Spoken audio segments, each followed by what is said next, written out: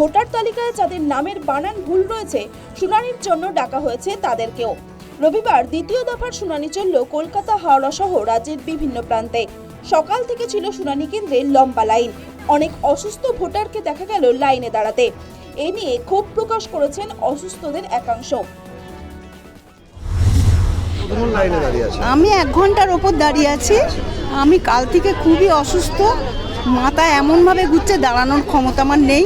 আমি বসেছিলাম, আমার বসার পরে আমি একটু উঠে দাঁড়িয়েছি এখানে। আমরা এই এত অসুস্থতা সত্ত্বেও আমাদের নিজেদের আসতে হচ্ছে। বিকল্প তো ব্যবস্থা চিন্তা ভাবনা করা উচিত ছিল, কিন্তু করা তো হয়নি। আমার কাগজপত্র ওইসব জেরক্স নিল, নিয়ে একটা সই করিয়ে নিল, নিয়ে আমাকে একটা কাগজ কোনো কিছু না।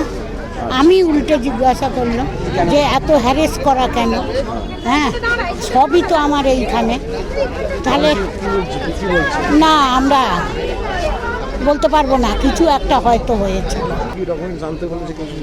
হ্যাঁ, 13 রকমের দিয়েছে, 13 রকমের আইটেম আছে। আধার, প্যান, ভোটার।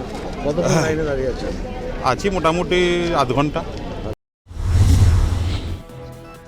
অসুস্থ ভোটারদের শুনানিতে ডাকার জন্য সরব হয়েছে তৃণমূল। নিশানা করেছে নির্বাচন কমিশনকে।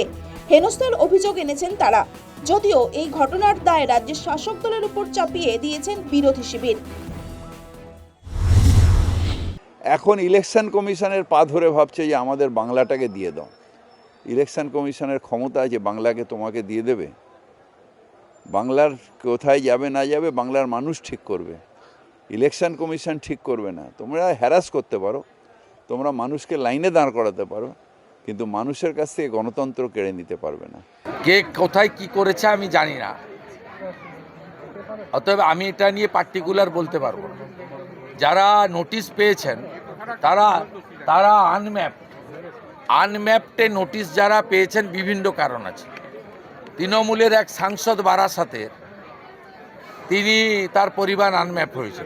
তিনি অনেক অভিযোগ করছিলেন, বর্তমানে ইলেকশন কমিশন তার উত্তর দিয়ে দিয়েছে। অতএব এটা জেনে বলতে হবে পার্টিকুলার কেস। এদিকে এসআইআর শুনানির মধ্যে 30শে নভেম্বর রাজ্যে আসছেন deputy election commissioner Ganesh Bharati. শুনানির কাজ খতিয়ে দেখতে তাঁর পশ্চিমবঙ্গে আসা মুখ্য নির্বাচনী আধিকারিক মনোজ আগরওয়ালের সঙ্গে বৈঠক করার কথা গণেশ ভারতীর। News time.